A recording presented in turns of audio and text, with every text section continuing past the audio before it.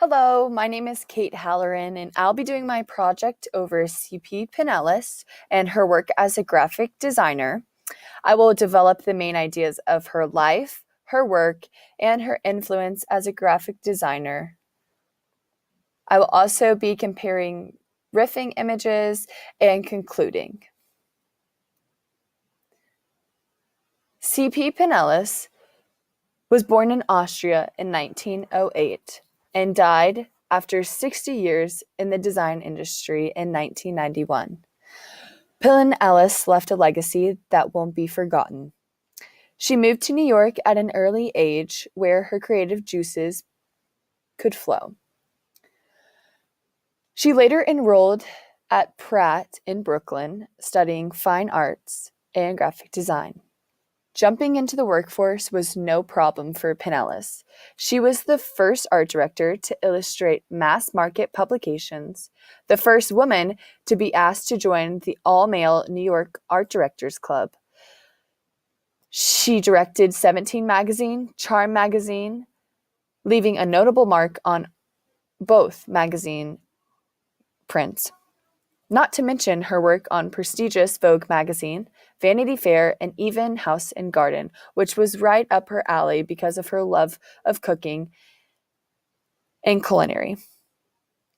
Sharing her gift for fine art, Pineles worked at the Lincoln Center and the Parsons School of Art and Design, teaching students fine art and graphic design after her retirement from the magazine industry.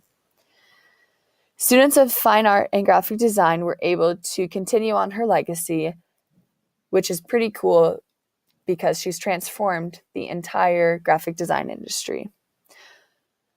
Her legacy also lives on by being one of the most influential women in graphic design and the honor of being indicted into the New York Art Directors Hall of Fame, which was previously only a male Hall of Fame. And on the screen, you can see multiple examples of her work. The first being with 17 magazine, the second being with Charm magazine, third is with Glamour magazine, and the last and bottom one is with Vogue magazine. And her eye for detail is very impressive, and the visuals she uses are so innovative for this time period, especially as a woman. On the screen, you see two examples of Pineles' work. I'll be analyzing them using Lester's pre-analysis by giving you an insight into the production, the function, and the societal or period according to this pre-analysis.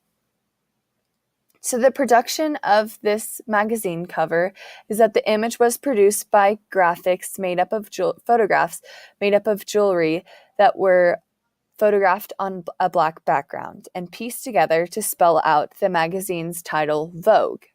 The hands seen on the bottom of the screen with bright red nail polish and ruby jewelry are cropped together to line up with the words to create attention to both the jewelry as well as the title of the magazine.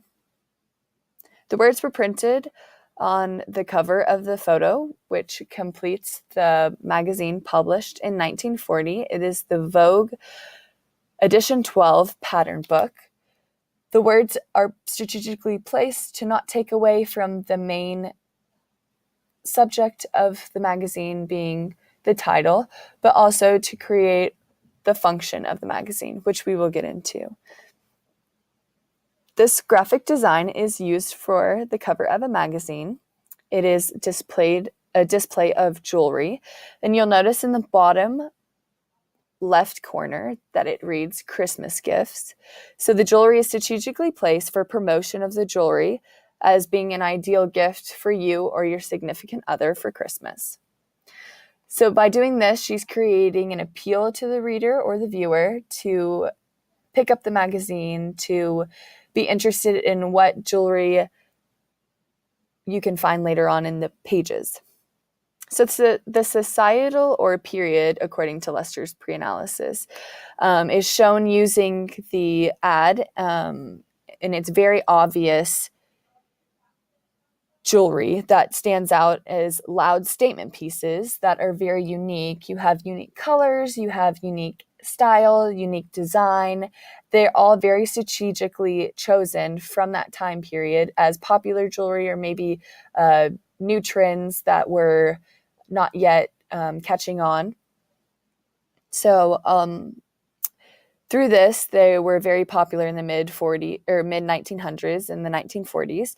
The magazine cover itself is actually relatively innovative, with Pineles' use of the graphic design cropping, and this was never really seen before, was the use of the spelling out of jewelry and cropping it to be a magazine cover.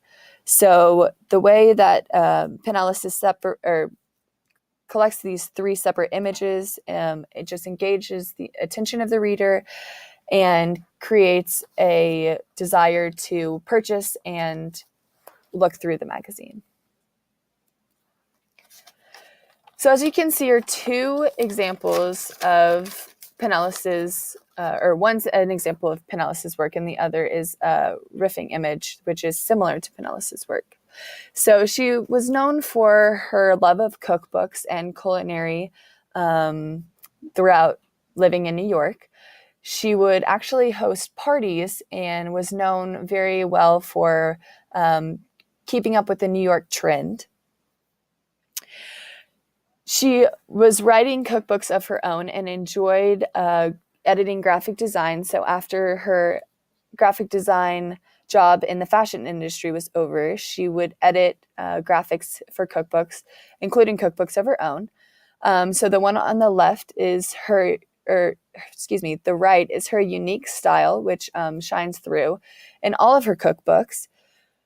You can see how good she is at using visuals to appeal to the audience. She uses pictures of ingredients representing what is needed for the recipe.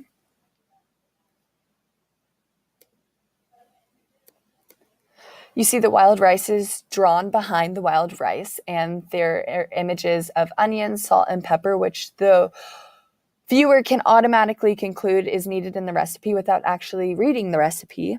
So through this model, Pineles is really good about letting the viewer know that what you might need for this recipe. If you look to your right at the riffing image, it pulls similar qualities to Pineles' work. It gives indication of which ingredients are needed for the recipe, such as strawberries, limes, and basil, and also creates fun, creative, innovative ways to allow the reader a visual of what is needed. It's very creative in terms of making cooking fun and allowing the reader to enjoy and find pleasure in cooking and putting together a recipe. So in conclusion, Pineles completed over 60 years of design, as well as personal projects in cookbooks and recipes that she had been working on all along.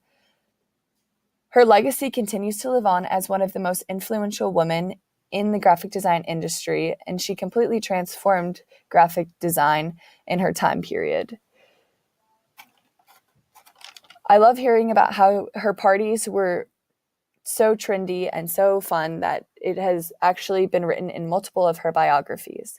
She sounded like an incredible woman and really pushed the envelope for ladies in the graphic design and technology industry. Thank you so much.